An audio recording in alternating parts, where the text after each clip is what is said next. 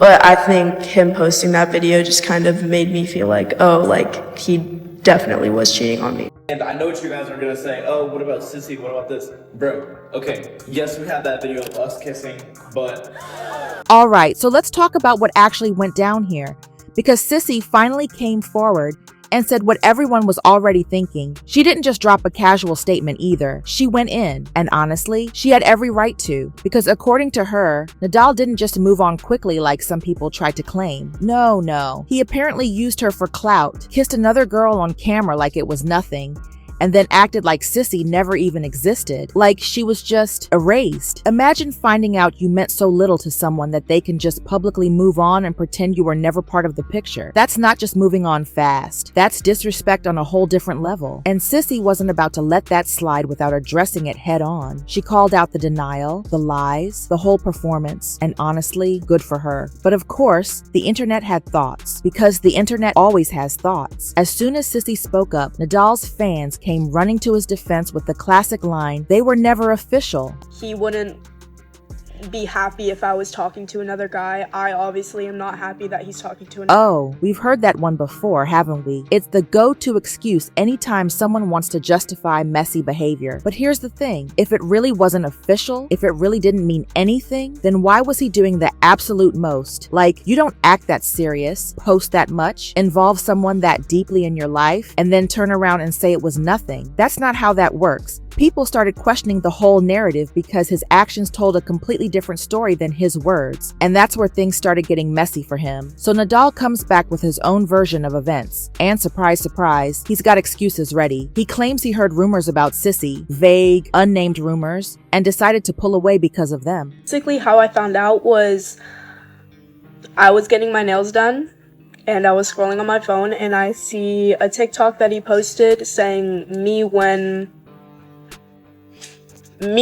like the girl, basically. Okay, but the timing on that, suspicious. It feels less like a genuine reason and more like something he came up with after the fact to justify what he'd already done, and then he tries to minimize their entire connection by saying they live in different states, like long distance somehow erases emotional investment, as if being far apart means feelings don't count. That's a wild take, honestly, because plenty of people make long distance work when they actually care. Distance isn't an excuse to act like someone didn't matter, but here's where it gets even messier. From Cissy's perspective, they were together. Maybe they didn't have an official label slapped on it, but emotionally, she thought they were exclusive. She wasn't talking to other people. She wasn't entertaining anyone else. In her mind, they were on the same page, building something real, even if they hadn't put a title on it yet. And that's valid, right? Not every relationship starts with a formal, will you be my girlfriend moment. Sometimes it's understood. Sometimes it's felt. And Cissy felt it. But clearly, Nidal had a very different interpretation of what was happening. To him, it seems like he thought he was still single. Like he could do whatever he wanted because technically, they never made it official. And that's the problem right there, the disconnect. Two people living in completely different realities while thinking they're in the same situation. That gap between expectations is where all the hurt comes from. Because if one person thinks it's real and the other thinks it's casual, someone's going to end up feeling used. And in this case, that someone was Cissy. And the way she found out, oh, it gets worse. She didn't hear it from him. She didn't get a text, a call, or even a heads up. She found out the same way the rest of us did, by scrolling through TikTok. I just heard some things I didn't want to hear,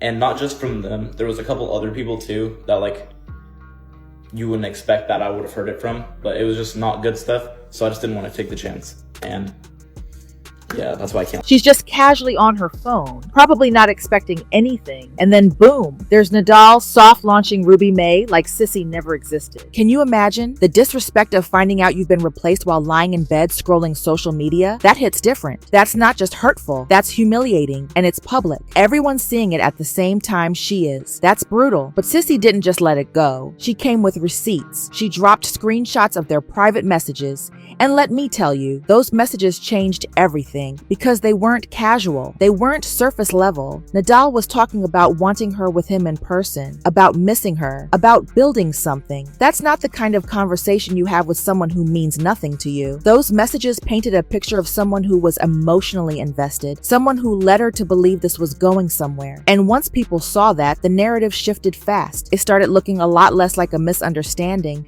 and a lot more like he straight up led her on. Then people started connecting dots from the past. Remember when Jordan Matter made that comment about Salish dating Nidal, at the time, it seemed random, maybe even harmless. But now people are going back and rewatching that moment with fresh eyes, and it's starting to make sense. Fans are piecing things together, and the internet does not forget. Old clips, old comments, old warnings, they're all resurfacing, and they're not helping Nidal's case at all. And then Yubi gets dragged into this whole mess. She had to come out and address it because people were coming for her too. She said she didn't know Cissy and Nidal were a thing. She claimed she was told they weren't dating, so she thought it was fine. And yeah, she apologized after the backlash hit, but it raises the question, who told her they weren't together? Because if Nidal was out here telling people he was single when Cissy thought they were exclusive, that's a whole other layer of deception. But wait, it gets even more complicated, because here's the twist nobody saw coming. Ruby May already has a boyfriend, like an actual current boyfriend, and Nidal himself confirmed this. So not only was he entertaining Ruby while Cissy thought they were exclusive, but here's the issue. He never says what those things were or where he heard them. No sources, no details, nothing concrete, just vague rumors. And if he was really that concerned, why not just talk to her about it? Why not address it directly instead of using it as an excuse after everything blew up? It feels convenient. It feels like damage control. Ruby eventually gives her side of the story too. She says they started talking in July, and Nidal apparently asked her if she knew who Cissy was. And when Ruby said no, he downplayed the whole thing. Told her Cissy wanted to date him, but he wasn't interested. And he sent me a picture of her, and then he was like,